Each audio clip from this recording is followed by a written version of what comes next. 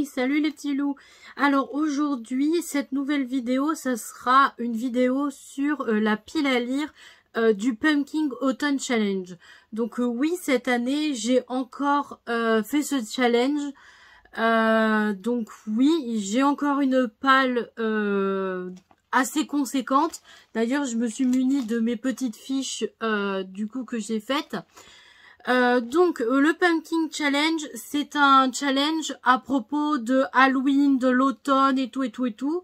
Et en plus, il dure 3 mois. Il a commencé du 1er septembre et c'est terminé le 30 novembre. Alors oui, à l'heure actuelle où je fais cette vidéo, le Pumpkin est terminé. Mais j'avais quand même envie de vous faire ma pile à lire en vidéo pour vous la mettre sur ma chaîne du coup. Tout simplement puisque les autres années je le fais, mais comme là c'est une année, comment dire, c'est une année où je suis pas très en forme, j'ai pas trop la pêche pour faire des vidéos, donc je me prends toujours tard pour faire les vidéos. Donc du coup voilà un petit peu tout ça. Donc oui, à l'heure actuelle où je tourne cette vidéo, comme je l'ai dit tout à l'heure, nous sommes en décembre, donc ça veut dire que le Pumpkin Autumn Challenge est terminé et que maintenant c'est le Cold Winter Challenge. Donc du coup il y aura une autre vidéo sur la palle du Cold Winter Challenge, mais pour celui-là c'est le challenge du Pumpkin Autumn Challenge. Donc je vais vous présenter les livres que j'ai mis dans la palle de ce Pumpkin, de ce challenge, et puis voilà un petit peu tout ça. Bien évidemment, il y a des livres que je ne possède pas en papier, donc je ne pourrai pas vous les montrer en visuel.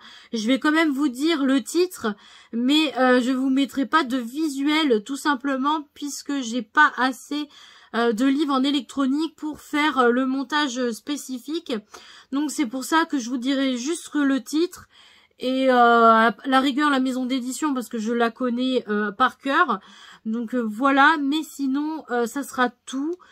Bien évidemment, comme le Pumpkin Challenge il est terminé, ça veut dire que sur mes fiches il y a des livres que je vais vous présenter, que j'ai lus du coup. J'en ai pas lu beaucoup du coup pour le Pumpkin. J'ai voulu en mettre beaucoup à l'intérieur du Pumpkin, tout simplement parce que j'aime bien avoir le choix. Et mettre qu'un seul livre dans une seule sous-catégorie, pour moi, je trouve qu'il n'y a pas assez de challenge. Donc c'est pour ça que je mets plusieurs livres dans les sous-catégories des menus pour avoir le choix, pour avoir plusieurs choix de lecture. Donc voilà un petit peu tout ça. Donc je pense que je vais arrêter de blablater. Je vais vous laisser avec le jingle et je reviens tout de suite après. Baby,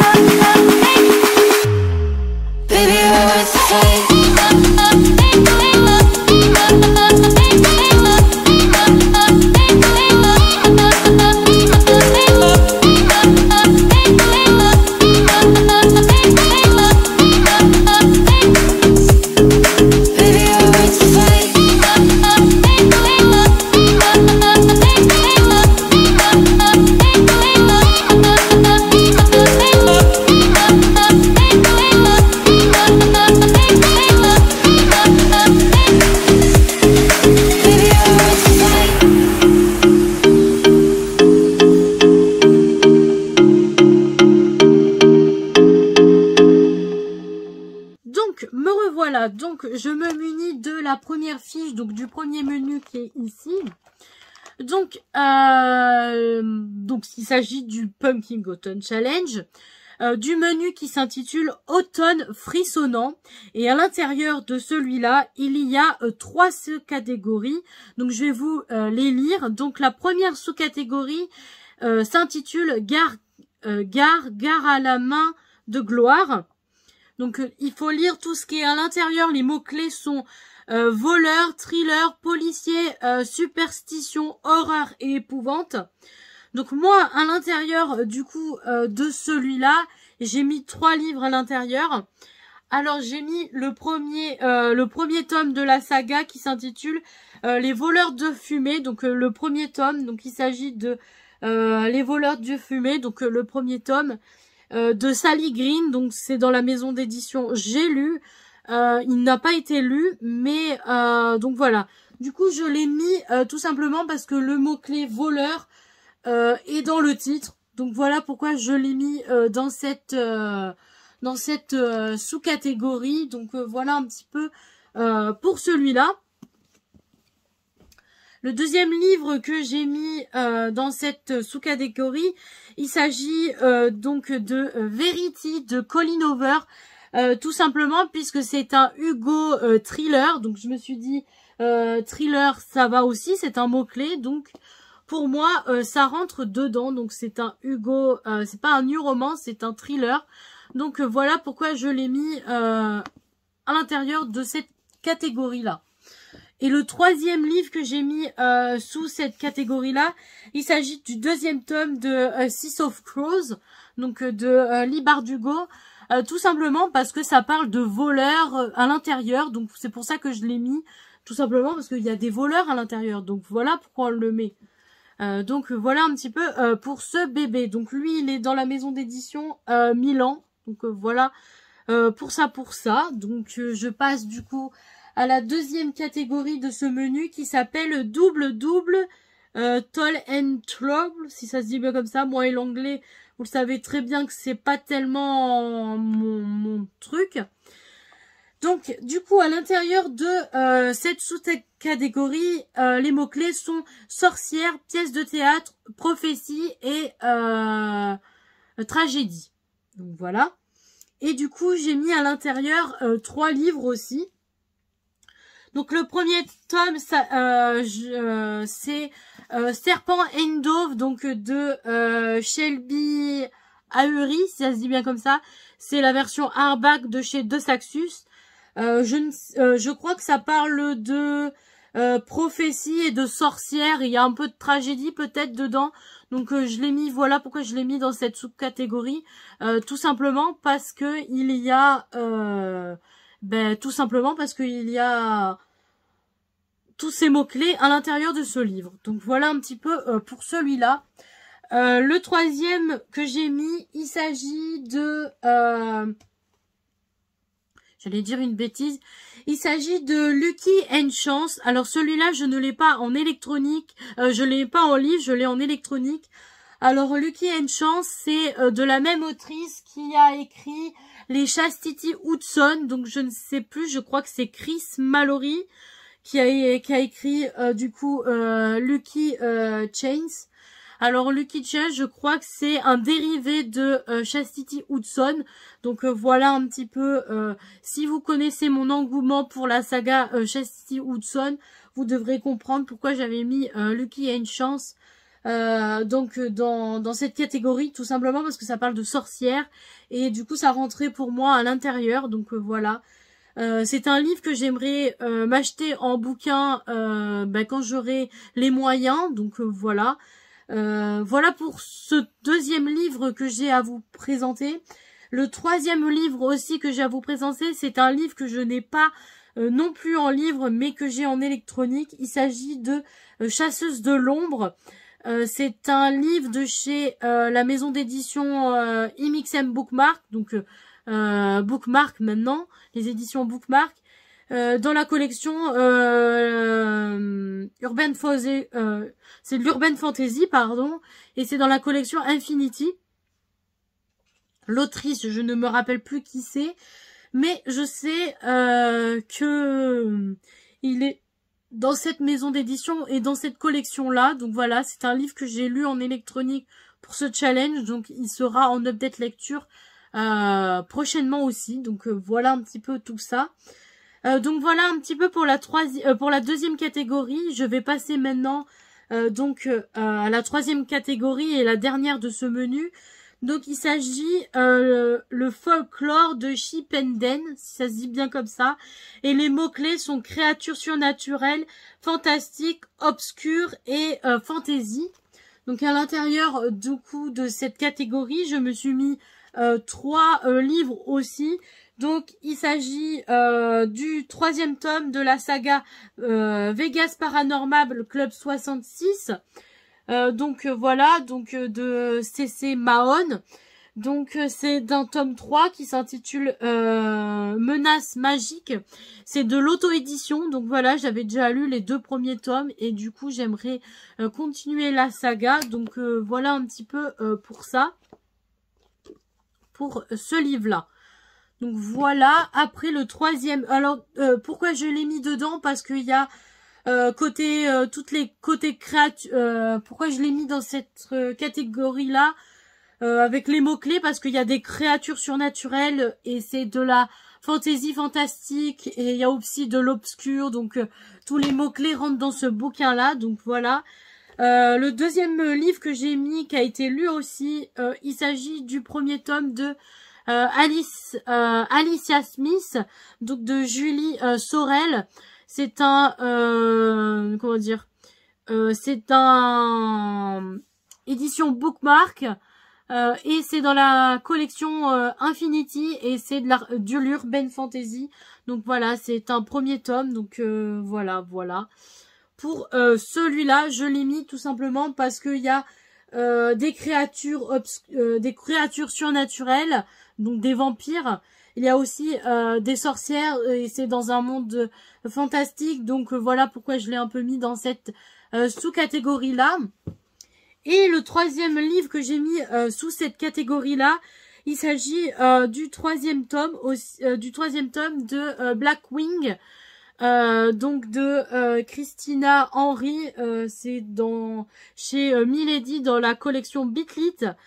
Tout simplement pourquoi j'ai mis celui-là parce que nous avons des créatures surnaturelles, nous avançons dans un monde fantastique, donc pour moi ça rentre énormément dedans aussi. Donc voilà pourquoi je l'ai mis dedans. J'ai commencé à le lire mais il n'est pas terminé, donc je compte bien le terminer d'ici soit à la fin de l'année, soit l'année prochaine, comme on dit, hein, puisqu'il reste 1 mois avant la fin de l'année. Hein. Donc voilà un petit peu du coup pour pour le premier menu et ces 3 sous-catégories. Donc voilà un petit peu tout ça. Et du coup je passe maintenant au 2e menu. Donc le 2e menu s'intitule Automne, douceur de vivre. Et du coup, à l'intérieur, il y a 4 sous-catégories.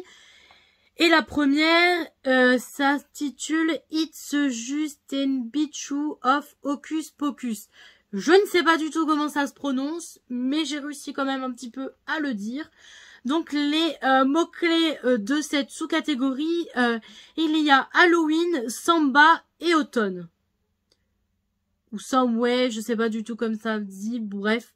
Du coup, voilà un petit peu les 3 mots-clés qu'il y a à l'intérieur. Donc, le premier livre que j'ai mis du coup dans cette sous-catégorie, il s'agit du 2e tome de Sabrina, tout simplement parce que c'est une série que j'ai regardée sur Netflix. J'avais acheté le tome 1, il a été lu. Maintenant, j'ai le tome 2 en ma possession. J'aimerais le lire aussi. Il n'a pas été lu, dommage, c'est pas grave. Je le lirai plus tard. On va dire qu'il peut être toujours lu bien plus tard. Donc du coup j'ai mis Sabrina, le 2e tome. Donc c'est dans la maison d'édition Hachette. L'autrice c'est Sarah Resbran, si ça se dit bien comme ça. C'est noté ici, donc voilà. Donc voilà pourquoi je l'ai mis. Alors celui-là je l'ai mis tout simplement parce que Sabrina c'est Halloween pour moi. Quand on parle de Sabrina, c'est avec Salem et tout, ça rentre toujours pour Halloween ou automne à la rigueur. Donc voilà un petit peu pourquoi je l'ai mis dans cette sous-catégorie-là. Donc le 2e livre que j'ai mis sous cette catégorie-là, il s'agit de Wicca de Marie Alino. Donc voilà, c'est, je sais pas, chez Pulp Fiction. Voilà, Pulp Fiction. Donc voilà un petit peu pour celui-là. Je l'ai voulu le mettre tout simplement parce que la Wicca, pour moi, ça représente l'automne et Halloween. Donc voilà un petit peu pour celui-là. Pourquoi je l'ai mis sous cette catégorie. Et le troisième de cette sous-catégorie que j'ai voulu mettre, il s'agit de... il s'agit donc de la version hardback de la saga Crescent City de Sarah J. Maas. Donc c'est un premier tome qui s'intitule Maison de la Terre et du Sang. Donc voilà, c'est la version hardback que j'ai. Donc celui-là, il n'a pas été lu non plus. Pourquoi j'ai voulu le mettre? Tout simplement parce que la couverture me rappelait l'automne.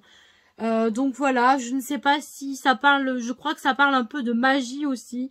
Donc j'ai voulu le mettre dans cette sous-catégorie-là, puisque pour moi il me parlait plus au niveau Halloween et automne. Donc voilà un petit peu pourquoi j'ai voulu le mettre sous cette catégorie-là. Donc voilà un petit peu tout ça. Donc voilà, je vous ai présenté du coup les 3 livres de cette sous-catégorie. Donc je passe du coup à la deuxième sous-catégorie du coup de ce menu-là. La deuxième sous-catégorie s'intitule « Et Gigi, tu ne trouves pas que ça sent drôlement bon à la Kutiokia Panja ?» Je ne sais pas si je l'ai bien dit, mais voilà. Donc les mots-clés sont parcours initiatique, jeunesse, famille et nourriture. Donc, les 3 livres que j'ai mis donc dans cette catégorie-là, le premier s'intitule Sister Pact, donc de Isa Lowers et de Samantha Morgan de chez Hugo Poche. C'est de la new romance. J'ai voulu le mettre tout simplement parce que ça parle de famille, puisque ça parle de 2 sœurs. Donc voilà un petit peu pourquoi j'ai voulu le mettre dans cette sous-catégorie-là. Le deuxième livre que j'ai voulu mettre aussi dans cette sous-catégorie-là, il s'agit d'un Hugo Poche aussi, donc d'une new romance qui s'intitule Équation à deux inconnus, pardon, de Daniel Guisiano. Donc voilà, alors je sais que ça parle aussi de famille. Je le mettrai un peu dans jeunesse parce que ça parle de bébé aussi, donc voilà un petit peu. Je pense que je le mettrai aussi dans parcours initiatique, tout simplement parce que il y a un parcours, ils veulent avoir un bébé, bref. Du coup, il y a tout un truc. Donc voilà pourquoi je l'ai mis dedans. Donc voilà. Le troisième que j'ai mis dans cette sous-catégorie, il s'agit donc de Quoi qu'ils en disent. Tout simplement parce que ça parle de famille aussi à l'intérieur. Je pense que ça parle aussi pas mal de parcours initiatique. Alors je sais pas si on pourrait vraiment dire parcours initiatique, mais voilà pourquoi un peu je l'ai mis dans cette sous-catégorie là. Donc voilà, c'est donc de quoi qu'on en dise de Noémie Dany. C'est un Hugo Poche et c'est de la new romance. Donc voilà un petit peu pour celui-là aussi. Donc voilà les 3 qu'il y a dans cette sous-catégorie-là. Je passe à la sous-catégorie suivante qui s'intitule « Il suffit de se souvenir de rallumer la lumière ». Et à l'intérieur, il faut lire tout ce qui est... les mots-clés sont « feel good »,« santé mentale » et « émotion ». Donc moi, j'ai plus joué sur émotion et feel good un petit peu. Donc voilà. Donc le premier livre que j'ai mis, il s'agit d'un Hugo Romance. C'est pas de la new romance, c'est un feel good. Et il s'intitule Ferme les yeux et fais un vœu. Donc c'est de Cécile Bergerac. Donc voilà, c'est un Hugo roman. Donc voilà, pour moi, il allait dans feel good. Je pense qu'il peut aller aussi tout simplement dans santé mentale et dans émotion. Pour moi, il va dans les 3 catégories. Dans les 3 mots-clés de cette sous-catégorie-là. Donc voilà pour celui-là aussi. J'ai mis aussi de Karen Ponte et Ton cœur qui bat. Pour moi, il rentre dans le feel good et dans les émotions. Donc c'est chez Michel Lafon. Donc voilà, c'est un roman de Karen Ponte. J'ai voulu le mettre dans cette catégorie-là et avec ces mots-clés tout simplement parce que ça rentre dans... C'est un feel good pour moi.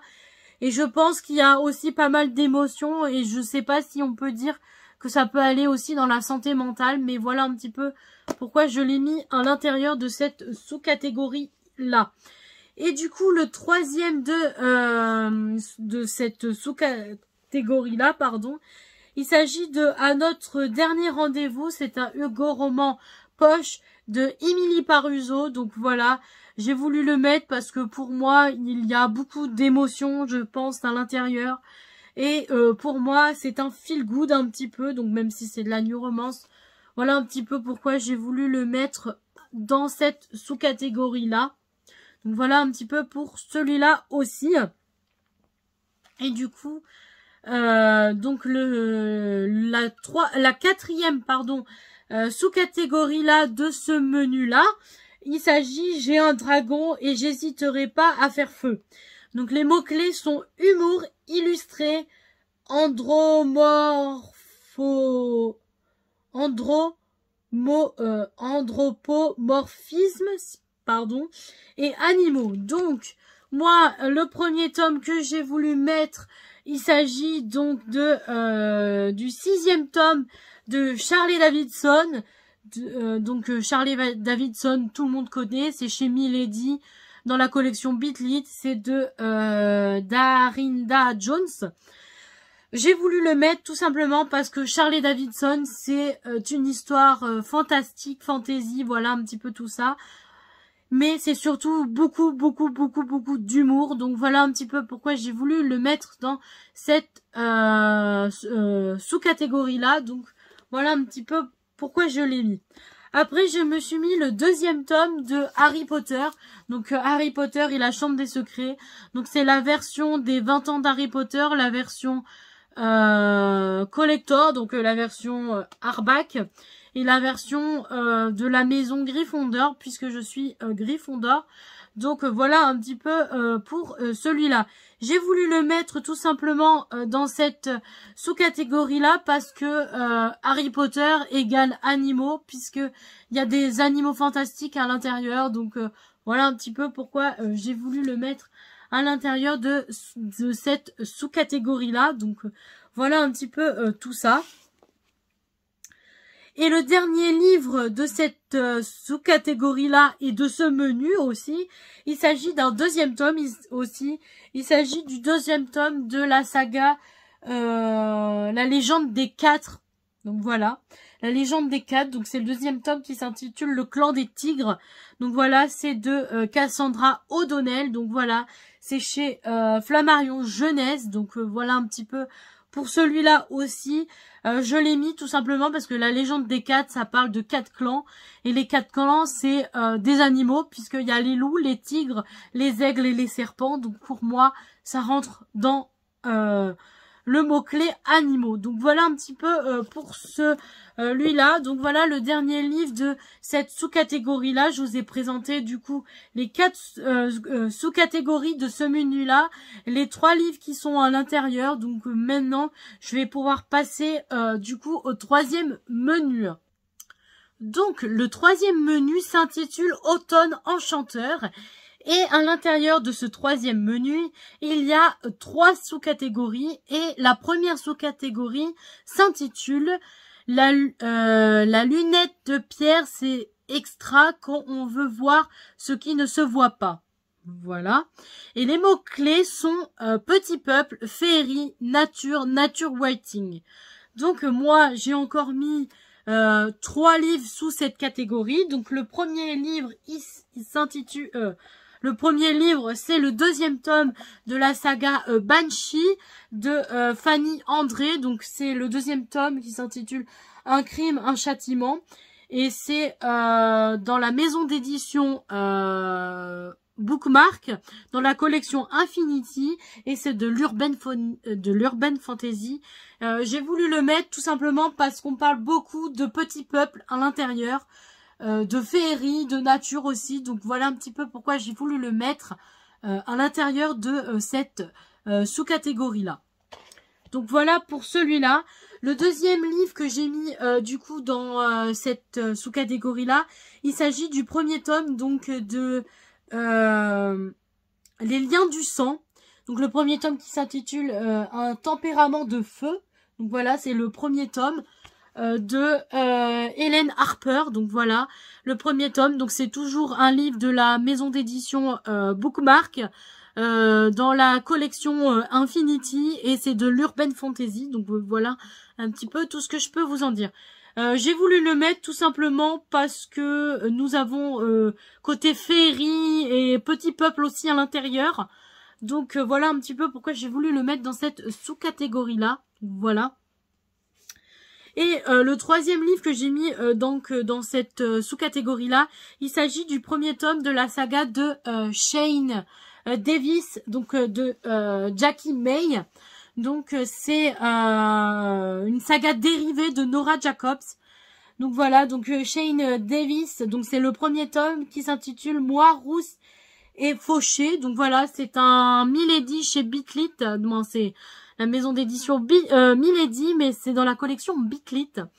Et du coup, voilà, c'est le premier tome. Et voilà. Alors j'ai voulu le mettre tout simplement parce que il y a des petits peuples, il y a de la féerie dedans, de la nature un petit peu. Donc voilà pourquoi j'ai voulu le mettre dans cette sous-catégorie là.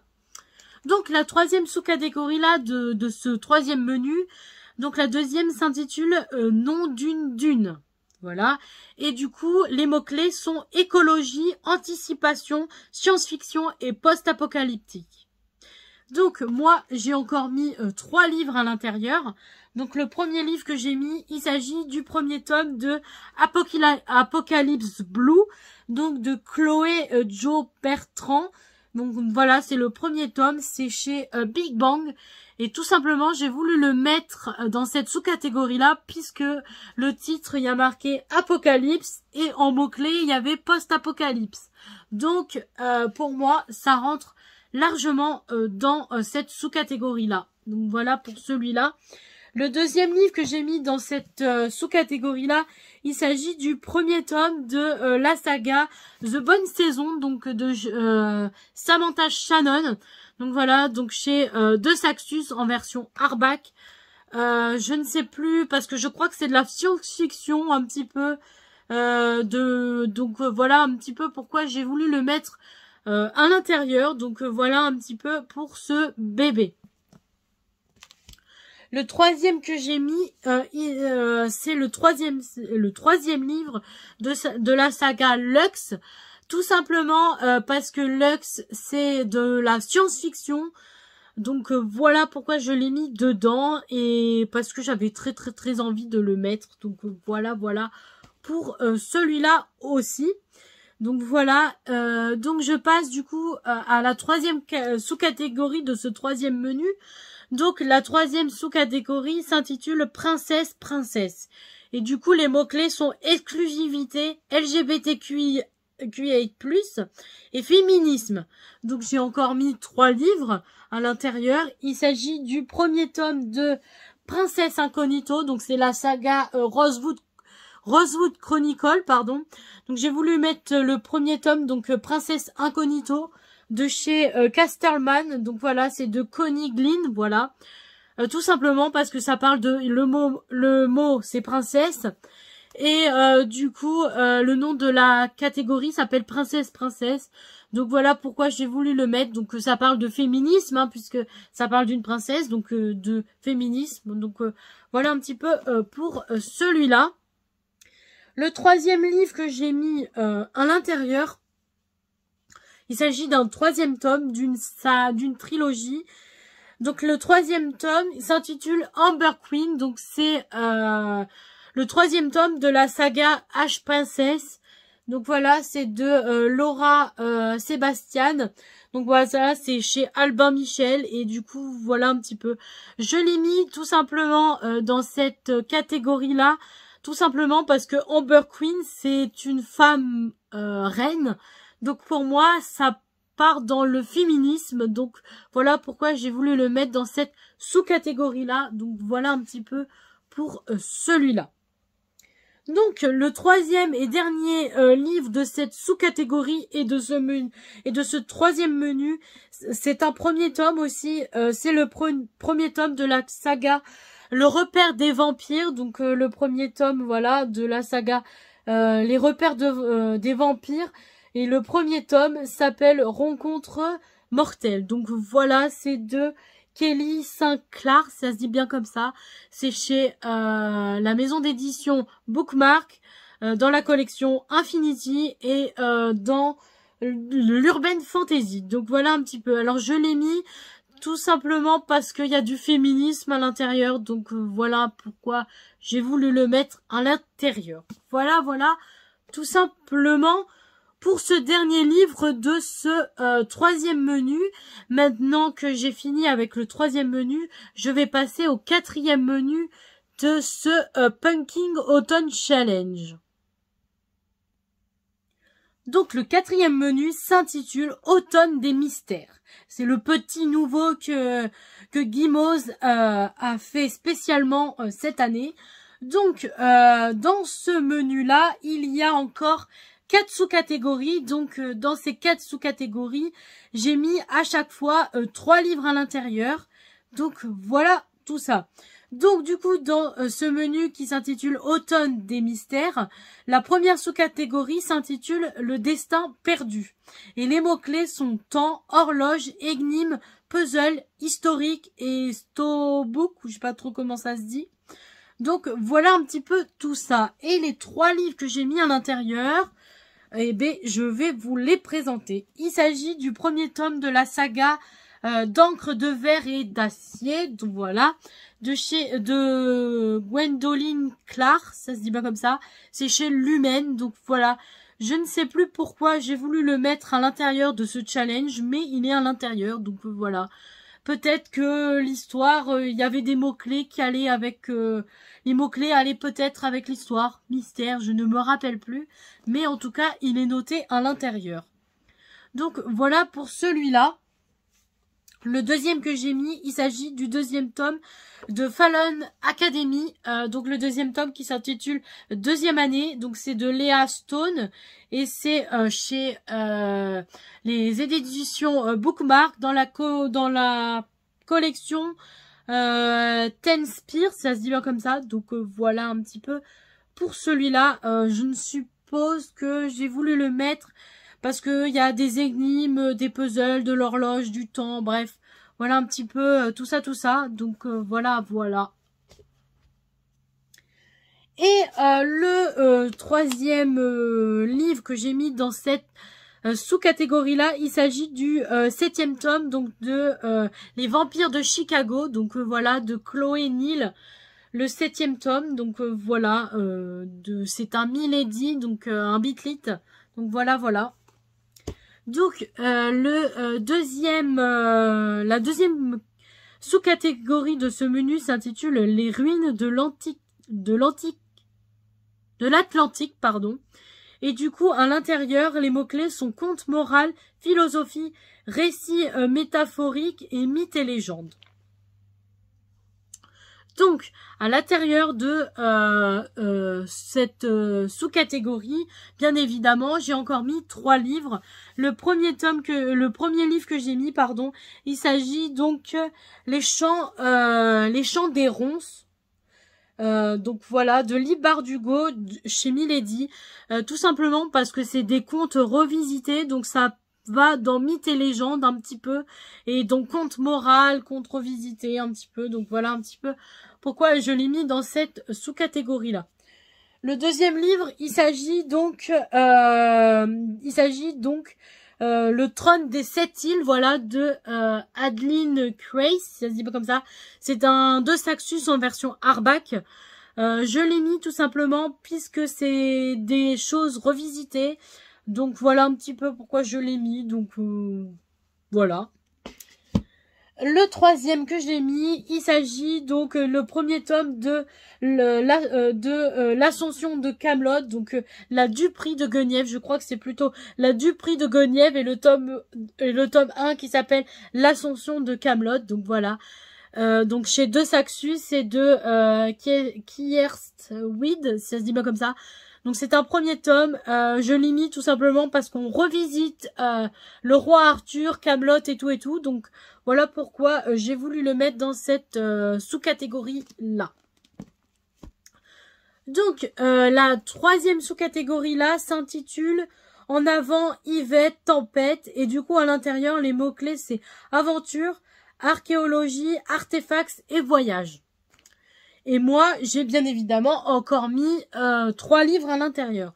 Donc, le premier livre que j'ai mis à l'intérieur, il s'agit du livre de Neil Gaiman et de Marie Alino, qui s'intitule La nuit où les étoiles se sont éteintes. Donc, c'est chez Albin Michel. Et pourquoi je l'ai mis dans cette sous-catégorie-là? Parce que on parle d'aventure à l'intérieur. C'est des jeunes qui partent à l'aventure, donc... voilà pourquoi je l'ai mis aventure voyage. Voilà pourquoi je l'ai mis à l'intérieur de cette sous-catégorie-là. Voilà. Le deuxième, c'est le deuxième tome de la saga Le Dernier Magicien. Donc le deuxième tome qui s'intitule Les 5 artefacts, c'est de Lisa Maxwell et c'est chez Casterman. Tout simplement, je l'ai mis dans cette sous-catégorie-là. Tout simplement parce que ça parle, comme le titre en dit, les 5 artefacts. Donc en mots-clés, il y a le mot artefacts. Donc voilà pourquoi je l'ai mis dans cette sous-catégorie-là. Voilà pour celui-là. Et du coup, le troisième livre que j'ai mis dans cette sous-catégorie-là, il s'agit du premier tome de Kéléana, de Sarah J. Maas, donc le premier tome qui s'intitule L'assassineuse, donc c'est chez La Martinière Jeunesse. Pourquoi je l'ai mis dans cette catégorie-là? Tout simplement parce que ça parle d'aventure, donc les aventures de Kéléana, donc voilà pourquoi je l'ai mis dans cette sous-catégorie-là. Donc voilà pour celui-là. Et je passe à la dernière catégorie de ce dernier menu, de ce 4e menu. Donc les 3 derniers livres que j'ai à vous présenter pour ce Pumpkin Autumn Challenge. Et du coup, la 4e sous-catégorie s'appelle Cabinet de curiosité. Et les mots-clés sont art, science, musée, singularité et étrangeté.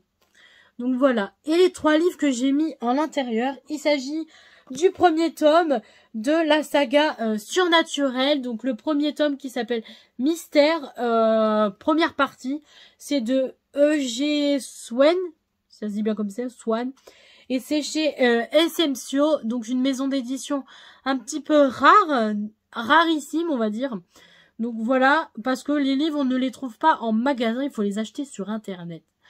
Donc pourquoi je l'ai mis tout simplement dans cette sous-catégorie-là? Tout simplement parce que pour moi, il y a beaucoup d'étrangeté à l'intérieur de ce bouquin. Donc voilà pourquoi j'ai un peu voulu le mettre dans cette sous-catégorie-là. Donc voilà, donc je passe au deuxième. Le deuxième que j'ai mis, il s'agit du premier tome, de Nevernight. Donc de G. Christopher, donc le premier tome de Nevernight s'intitule N'oublie jamais, donc c'est chez De Saxus en version hardback, voilà. Tout simplement pourquoi je l'ai mis dans cette sous-catégorie, parce que il y a de l'étrangeté dedans, donc voilà aussi pourquoi je l'ai mis dedans. Voilà pour celui-là. Et du coup le dernier de cette vidéo et de ce Pumpkin Autumn Challenge et de le tout dernier, il s'agit du premier tome de la Cité de Laiton, voilà. Je ne sais plus comment la saga s'intitule parce que la saga a un nom, mais je m'en rappelle plus. Mais en tout cas, c'est le premier tome. Le deuxième tome va sortir début décembre. Donc voilà, c'est de C.A. Chakraborty, si ça se dit bien comme ça. C'est chez De Saxus et la version hardback aussi. Donc voilà, je l'ai mis tout simplement dans cette sous-catégorie-là parce que c'est de l'étrangeté. Pour moi, c'est un univers tout nouveau. Donc pour moi, il range dans l'étrangeté. Donc voilà pour celui-là. Et du coup, je suis très contente parce que j'ai réussi à vous présenter tous les livres que j'ai mis dans ce Pumpkin Autumn Challenge, dans ces 4 menus, dans toutes ces sous-catégories. Donc voilà. Donc je sais que le challenge est fini, je sais qu'à l'heure où je posterai cette vidéo, le challenge sera fini, mais j'avais envie de vous partager ma pile que j'avais faite durant ce challenge, tout simplement pour vous donner des idées de lecture, pour voir ce que j'ai, pour que vous voyez ce que j'ai en livre, et tout. Donc voilà, je ne sais pas si la vidéo vous aura plu, n'hésitez pas à le dire en commentaire, et sinon, à la prochaine pour de prochaines vidéos. Et sinon, bonne lecture à vous et à la prochaine. Bisous.